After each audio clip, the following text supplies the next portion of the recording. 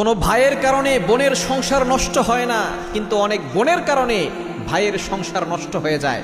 কোনো ভাইকে দেখবেন না বোনের শ্বশুর বাড়িতে গিয়ে বোনের নামে বদনাম করে, কিন্তু অনেক বোন এমন আছে যখন ভাই বিয়ে করে তখন সেই বোন তার নিজের শ্বশুর বাড়ি থেকে বাপের বাড়ি এসে তার বাবা মার কাছে তার ভাইয়ের বউয়ের নামে অনেক বদনাম করে, যার কারণে শেষ পর্যন্ত দেখা যায় ভাইয়ের সংসারটা টিকে না, ভাইয়ের সংসারটা নষ্ট হয়ে যায়।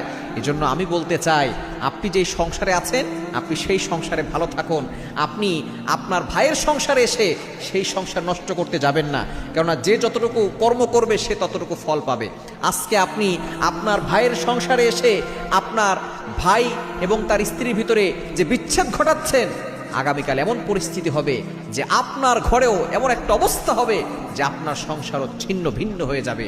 এজন্য অবশ্যই প্রত্যেকটা জায়গায় খেয়াল রাখতে হবে, আমরা কারো সংসার নষ্ট করে দেওয়ার চিন্তা ভাবনা করব না।